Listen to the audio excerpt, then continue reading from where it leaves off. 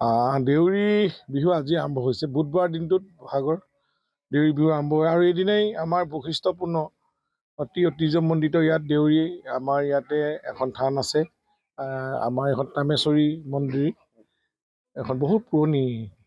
ইয়াত প্ৰতি বছৰে এনেধৰণে ইয়াত বলি বিধানো হয়। ইয়াত আজি ছাগলী, কুকুৰা, হাঁহ তেওঁলোকে শক্তিৰ আৰাধনা হয় ইয়াত। ইয়াৰ পৰা তেওঁলোকে জাতিৰ মংগল, অশুভ শক্তি নাশ এনেকুৱা ধৰণৰ মনত বিশ্বাস আছে আৰু এখন চেং থকা এইটো থান। আৰু সেইকাৰণে সকলো দেউৰী সমাজে আহি আজি পুৱাৰে পৰা আজি তেখেতসকলে ইয়াৰ পৰম্পৰাগত নিয়ম নীতি কৰিছে। আৰু ময়ো প্ৰতি বছৰে মই আজি প্ৰায় 8 বছৰ মই ইয়াত প্ৰতি বছৰেই এনেকুৱা বুধবাৰ দিনটো আহোঁ আৰু এটি ছাগলী আমি এই শক্তি তাৰ মা তামেশ্বৰীক চৰণত অৰ্পণ কৰি দেশ জাতি মংগলৰ কাৰণে আমি প্ৰাৰ্থনা কৰোঁ।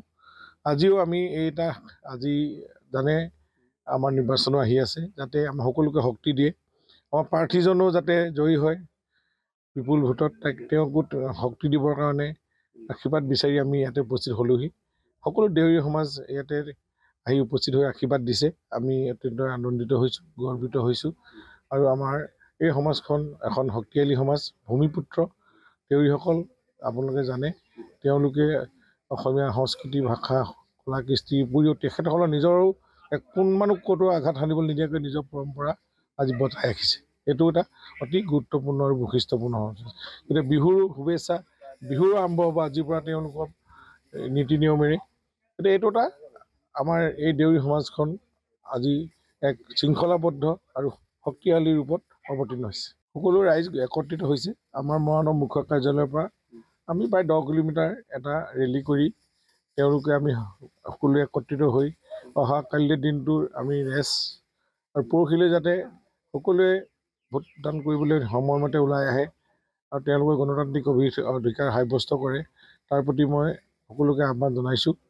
আৰু আমি নিজেই বিবেকেৰে আমি যাতে ভোটটো প্ৰদান কৰোঁ, যাতে আমাৰ দেশখন, জাতিটো মংগল হ'ব লাগিব, ভাৰতবৰ্ষখন বিশ্বগুৰু হ'ব লাগিব আৰু প্ৰধানমন্ত্ৰীৰ সপোন আমি বাস্তৱত ৰূপায়িত কৰিব লাগিব। আৰু অসমৰ মাননীয় মুখ্যমন্ত্ৰীক আমি আজি তামেশ্বৰী মন্দিৰৰ পৰাই মা তামেশ্বৰীৰ চৰণত সেৱা জনাইছোঁ। তেওঁক শক্তি দিয়ক, যাতে অসমখন উজ্বলাই তোলক। অসমখন 5খন ৰাজ্যৰ ভিতৰত এখন অৰ্থনৈতিকভাৱে স্বাৱলম্বী ৰাজ্য কৰাৰ যি সপোন আছে, এই সপোন বাস্তৱত হওক, তাকে কামনা কৰি আমি আজি ইয়াত সকলোৱে মিলি তেখেতৰ শক্তি প্ৰাৰ্থনাৰ্থে আমি এটি ছাগলীৰে আজি মা তামেশ্বৰীৰ চৰণত সেৱা জনাইছোঁ।